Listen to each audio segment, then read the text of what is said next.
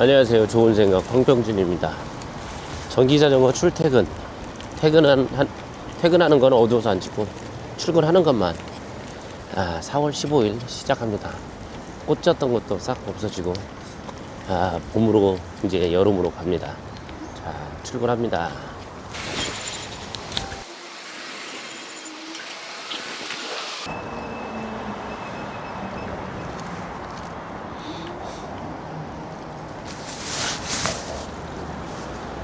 또 한강으로 진입을 했습니다. 자, 아침길 전기자전거 타고 출근하면서 수다 또 한번 이 수다에 대해서 한번 떨어보겠습니다. 몇 년 동안 전기자전거의 발전, 변화 이거에 대해서 약간 얘기를 해보면, 처음에 개인적으로 2012년인가 12년에 그 R&D 사업 국가 정책으로 해서 전기자전거 개발되는 그런 과제가 있었어요. 그런 과제가 있었는데, 결국 그때 그 과제를 수행하면서 전기자전거 이제 중국에, 그 당시 중국에서 판매되는 전기자전거 모터 등을 가지고 와서 전기자전거를 가져와서 테스트를 했는데, 그때는 250W인가 이 정도 됐고, 진짜로 모터가 3%나 4%, 지금 보이는 이 언덕길 정도 올라가면, 조금만 더 올라가면 그냥 모터가 멈춰버렸어요. 그랬던 시절이 있었죠. 이제 그런 걸 보고 국내와 그 국산화 하기 위해서 국가에서 정책 사업을 했지만, 아쉽게도 실패를 하고 대략 한 10년이 지난 시점에 지금 완전히 전기 자전거는 중국이 장악을 했습니다. 중국이 장악을 하고, 모든 전기 자전거 관련해서는 모터는 중국에서 생산하는 정도가 돼버렸어요. 그걸 따라서 그러다가 이제 조금 발전하면서, 처음에는 이제 전기 자전거가 완성체가 아니라 그 크랭크 옆에 다는 형태로 돼서, 보통 미드 모터를 갖다가 크랭크 밑에 옵션으로 해서 장착을 하고 다니는 추세였는데, 그러다가 그때 당시에 이제 거의 자전거 도로에는 티탄 부대가 점점점 이제 연세가 고령화가 되면서, 이제 전기 자전거는 타야 되는데 이제 힘도 없고, 그러다 보니까 모터 파워를 이용해서 라이딩을 하기 시작하는 분들이 굉장히 많아졌죠. 그래서 거의 그 당시에 크랭크 부분에 모터를 달아주던 업체에서는 대박까지는 아니지만 꽤 짭짤한 매출이 있었죠. 그러다가 정식으로 이제 자전거가 국내에 들어오면서, 국내에서 개발되는 거는 거의 없었다고 봐야죠. 거의 없었다고 봐야 되고, 거의 중국산에 의존하고, 중국산 배터리 장착하고 중국산 모터 장착하고 들어오는데, 처음에는 시속 30까지 됐었어요. 시속 30이. 그래서 지금도 그 인증 코드가 시속 30으로 받은 그 제품들이 있습니다. 그 제품은 시속 30까지 생산을 해도, 법적으로 그 인증을 그렇게 받아서 그런지 몰라도 걔는 시속 30을 달려요. 근데 그 이후에 너무 위험하다라는 판단이 들고, 그런 분위기가 돌면서 시속 30이 아닌 25로 낮춰지면서 모터 파워는 350으로 발전을 하죠. 350으로 발전하고, 그런 후에 이건 모터 파워가 너무 약해서 언덕을 못 올라간다, 이 얘기가 있어서 23년인가 24년부터인가 모터 파워가 500W로 이제 허용치가 올라갔어요. 500W로. 근데 그 상황에서도 모터는 다 허브 모터 방식, 뒷바퀴나 앞바퀴에 장착되는 방식이었고, 그 형태로 되다 보니까 허브 모터에 500W 이 형태로 정립이 됐었는데, 근데 소비자나 아니면 개발하는 회사들도 마찬가지지만, 뭐 더 좋은 걸 개발을 해야 되니까 더 좋은 걸 개발하려고 노력하다가 이제 산악 전기 자전거에다 사용하고 있는 미드 모터를 갖다가 완전히 도입하게 됩니다. 도입하게 되면서 그런 제품들이 나오기 시작을 하죠.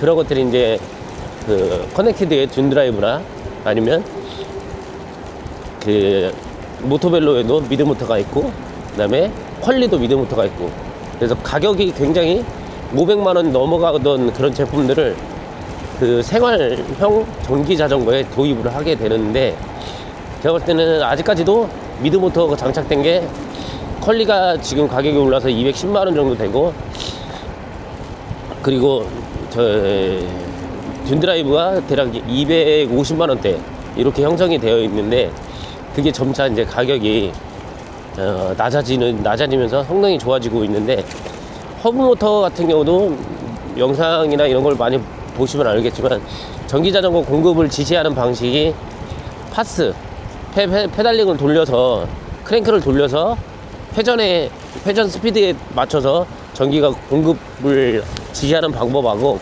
그 다음에 스로틀을 누르는 방법인데, 스로틀을 누르는 방법은 뭐 어차피 똑같습니다. 그런데 크랭크를 회전해서 전기를 공급을 시킬 거냐, 근데 그거보다 조금 더 위에 버전으로 볼 수 있는 게 토크 센서, 페달에 내가 어느 정도 힘을 주었을 때 전기를 공급시키는 방법, 요게 조금 진보된 방법인데, 점차 지금 그런 토크 센서를 사용하려고 하는 회사들이 늘고 있습니다.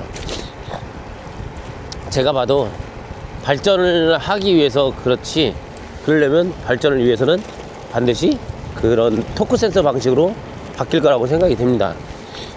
지금 26년에도 그 형태로 발전을 해서 그런 조금 진보된 고급된 센서 방식을 갖다 도입하거나 이런 형태로 나오기 시작을 할 거라고 생각을 합니다.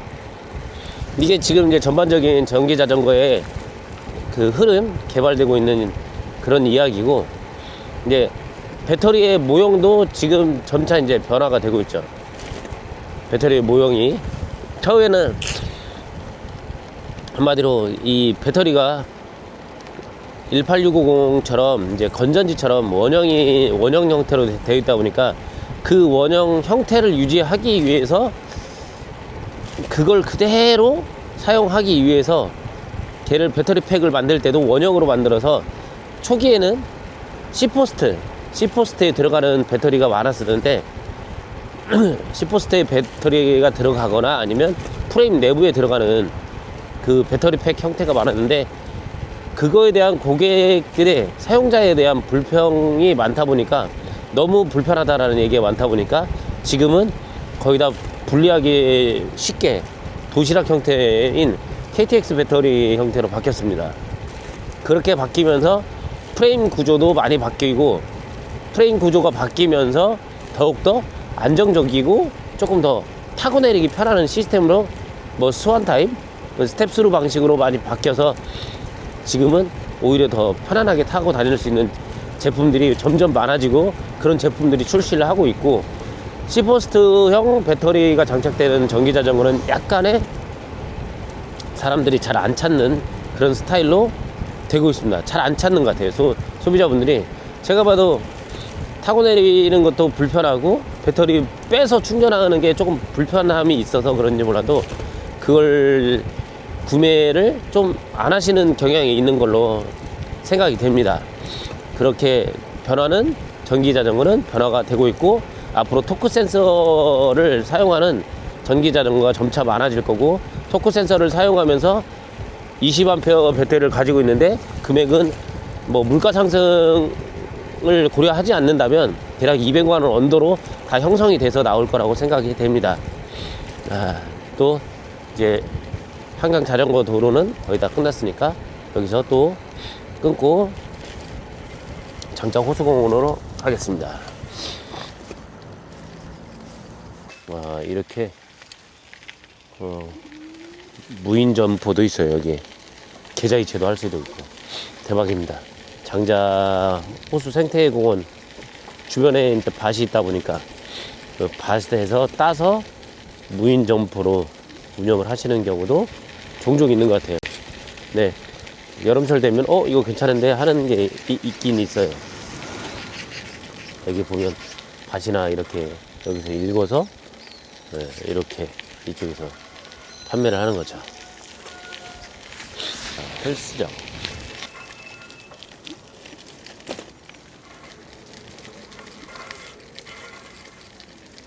자, 매달리기 시간. 자자자. 아이고 다리야. 아이고 다리야.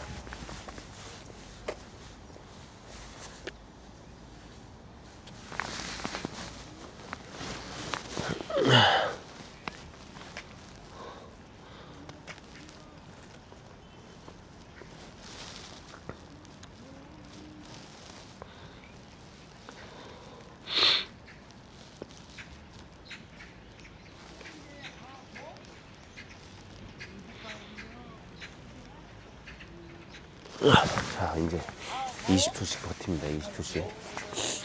처음에는 20초도 버티기 힘들었는데, 환절기 때문에 코가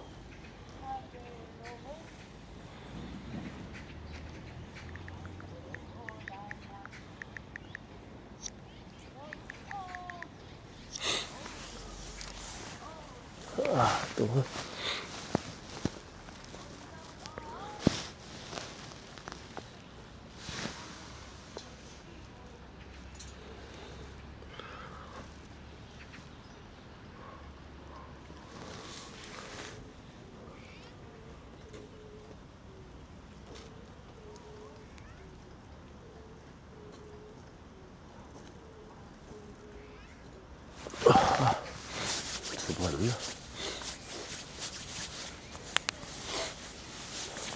손목이야.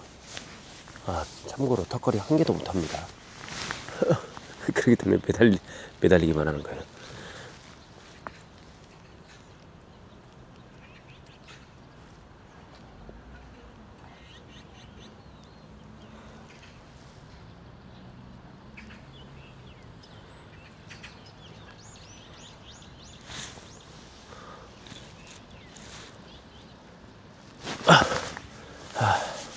이제 턱걸이 말고 트위스트. 오늘 다 있네. 트위스트까지 하고 와야지. 이렇게 헬스 기구가 어마어마하게 있습니다.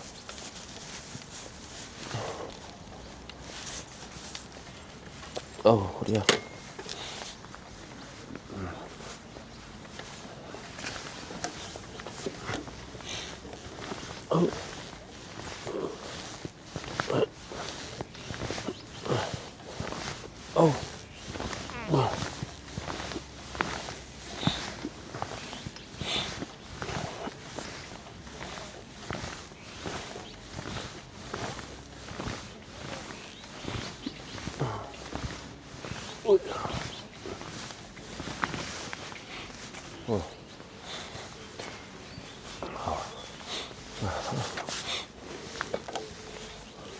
이렇게 돌릴 때, 이쪽으로 갈 때,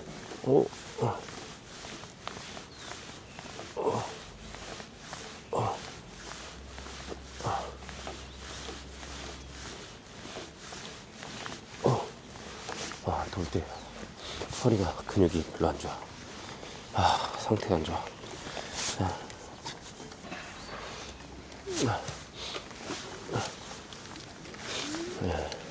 아침 운동 끝.